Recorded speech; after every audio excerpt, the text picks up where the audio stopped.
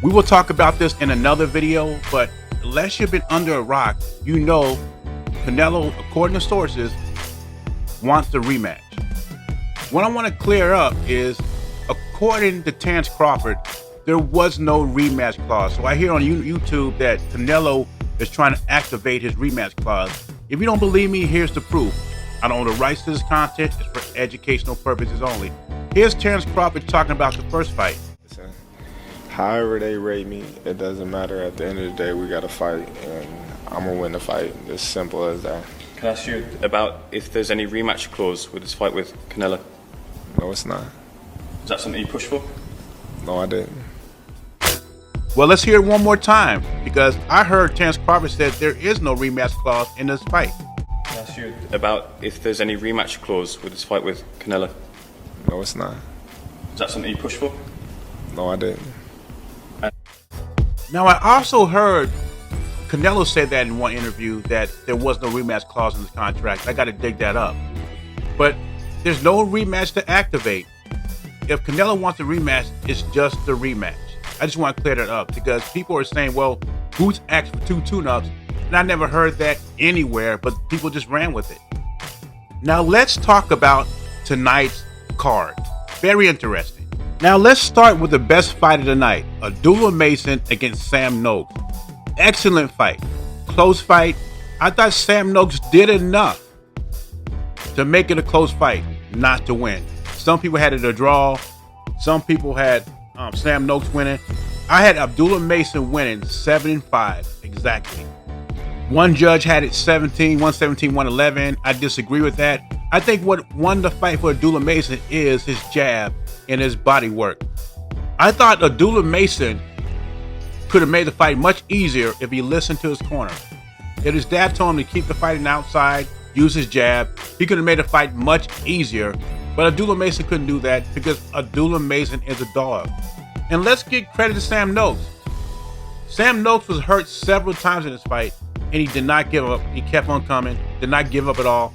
So we gotta give props and credit to Sam Noakes. And I would not mind seeing this fight again. But Abdullah Mason definitely has to go back in the boxing camp and work on his defense. I thought he got hit with too many shots, and he led a tough Sam Noakes back into the fight. And I think this fight will make Abdullah Mason a better fighter. When he comes to fighting elite fighters, he needs to improve on his defense though. But he's only 21 years old. And to me, this is a candidate for the fight of the year. And to me, Sam Noakes has no reason to hold his head down. He fought a very valiant fight. And when it comes to Devin Haney against Brian Norman Jr., and like I told you before, boxing is the theater of the unexpected. We've gone into this fight talking about Devin Haney's chin. And tonight, I think we found out a lot about Brian Norman Jr.'s chin. You know, he was knocked down before. We just ignored it. We were calling this guy Stormin' Norman, the Terminator. And a lot of content creators were down in Devin Haney. And after this win, they still down in Devin Haney because they mad he won. They picked the wrong pick. A lot of these guys picked Brian Norman Jr. and they was clowning Devin Haney. And I told you when we did the prediction video, I didn't know who was going to win this fight. Devin Haney always find a way to win. The fights we think he's going to lose, he always shine in. And we saw the Ryan Garcia fight, and we just automatically thought, well, Brian Norman Jr. could beat him because he punches harder than Ryan Garcia, which we have no proof of. And I was pulling for Brian Norman Jr. to win because I like how he stands for boxing. But that doesn't mean anything once they get in the ring.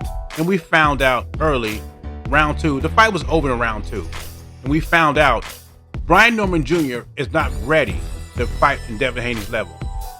See, Brian Norman Jr. and his team and a lot of boxing fans thought that Devin Haney cannot hurt Brian Norman Jr. He cannot punch at 147.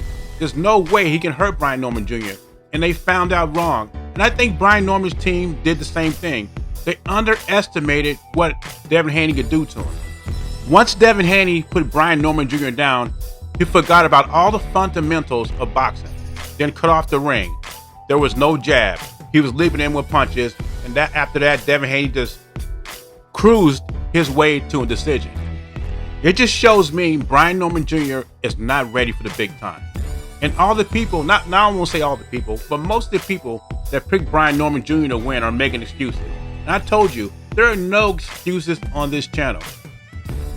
I said if Brian Norman Jr. wins, he wins fair and square. I don't want to hear nothing about Devin Haney being shell-shocked. I said if Devin Haney wins, I don't want to hear anything about Brian Norman Jr. being too green.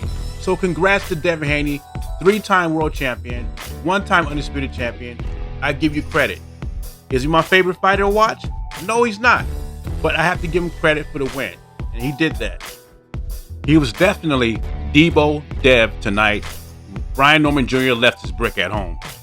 But anyway, leave your thoughts and comments below. Beezy, I'm gone.